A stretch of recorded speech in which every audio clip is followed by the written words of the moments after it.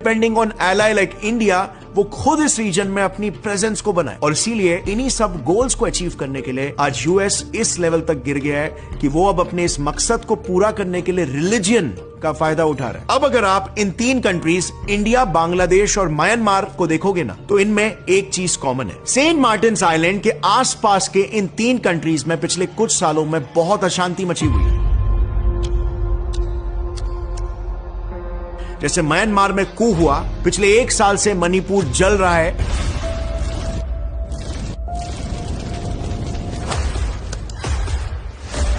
बांग्लादेश में regularly cookie चिन tribe के Bangladeshi army के साथ क्लैशेस होते जा रहे हैं। अब अगर आप थोड़ा सा गौर से देखोगे तो इन तीनों क्लैशेस में एक ही ट्राइब कॉमन है, कुकीज, जो बाय रिलीजन क्रिश्चियंस है। So by connecting all the dots, कहीं बांग्लादेश की पीएम शेख हसीना का यह दावा सही तो नहीं है कि यूएस जल्दी वहां पर एक क्रिश्चियन कंट्री बनाना चाहता है, क्योंकि यूएस भी जानता है कि रिलीजन एक स्ट्रिंग है जिससे एक बार में ज्यादा से ज्यादा लोगों को जोड़ा जा सकता है।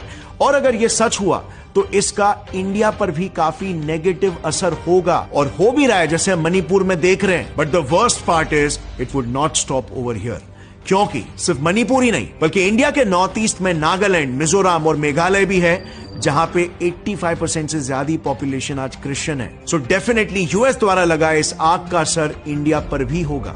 और ये बात ऑलरेडी शेख हसीना की अवामी लीग के स्पोक्सपर्सन सादरुल अहमद खान ने अपने एक इंटरव्यू में कह भी दी है कि खाली बांग्लादेश ही नहीं, उनके इस मिशन का टारगेट म्यांमार और इंडिया भी है। और कहीं ना कहीं अगर आप पैटर्न्स को देखोगे तो ये बात सही भी होते हुए दिख रही है, क्योंकि आप ही सोचो पिछले 1 साल से मणिपुर में इतनी अशांति आखिर क्यों है। इन मिस्क्रेंट्स के पास इस तरह के सोफिस्टिकेटेड वेपन्स होना और उनका कॉम्बैट यूनिफॉर्म्स में किसी ट्रेन मिलिट्री की तरह लड़ना,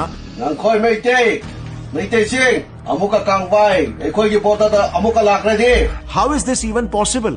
आज से कुछ ही दिन पहले 12 जून 2024 को सीएम बीरेन सिंह के कॉन्वॉय पर लीथल अटैक कराना, ये सब बिना किसी एक्सटर्नल सपोर्ट और फंडिंग के पॉसिबल नहीं है। और जैसे हम पहले भी डिस्कस कर चुके हैं कि यूएस कोई दूध का धुलावा बिल्कुल नहीं है। यूएस पहले भी ऐसे टैक्टिक्स यूज कर चुका है अनगिनत बार। जैसे तिमोर लेस्टे का एग्जाम्पल ले लो, अपने मतलब के हिसाब से 2 देशों को उसने जोड़ा और फिर मतलब खत्म होने के बाद तुरंत उन्हें तोड़ भी दिया। आज से 50 साल पहले 1975 में यूएस ने तिमोर लेस्टे के साथ यही तो किया था। यूएस को पता चल चुका था कि तिमोर लेस्टे में यूएसएसआर का इन्फ्लुएंस बढ़ चुका है, जबकि यूएस ऑफ कोर्स चाहता था कि साउथ ईस्टर्न रीजन में उसका डोमिनेंस बढ़े।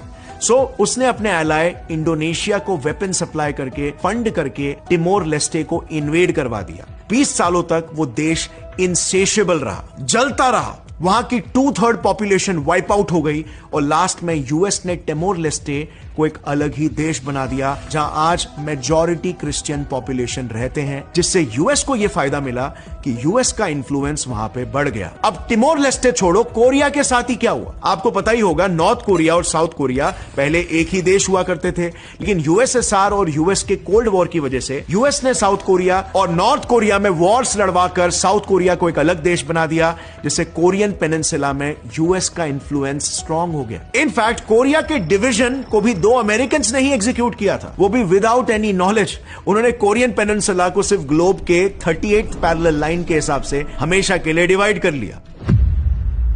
So now having understood कि US has always been a serial offender, हमारी चिंता यह होनी चाहिए कि US का अगला निशाना शायद अब इंडिया भी हो सकता है। And according to Sputnik, Bangladesh की अवामी लीग के स्पोक्सपर्सन ने यह साफ साफ क्लेम किया है कि US चाइना के साथ चल रही अपनी कोल्ड वॉर में अपने सेल्फिश इंटरेस्ट के लिए बांग्लादेश, म्यांमार और इंडिया में हो रही कुकी चीन इंसर्जेंसीज को सपोर्ट कर रहा है। और इसीलिए अगर आप देखोगे तो म्यांमार और मणिपुर प्रोटेस्ट में आए दिन जॉर्ज सोरोस के लिंक्स के रिपोर्ट सामने आते हैं। जॉर्ज सोरोस बेसिकली एक अमेरिकन बिलियनर ही तो है जो डायरेक्टली CIA से लिंक्ड है, और ये बात कई रिपोर्ट्स ऑलरेडी प्रूव भी कर चुकी है। So this is definitely a big alarming threat to India. और क्योंकि अब हमें पता है नॉर्थ ईस्टर्न रीजन में हो रही इंस्टेबिलिटी में भी काफी हद तक यूएस का इन्वॉल्वमेंट है। So now you tell me guys, इस थ्रेट से लड़ने के लिए इमीडिएटली इंडिया क्या एक्शन ले सकता है? What can we do? How can we fight back?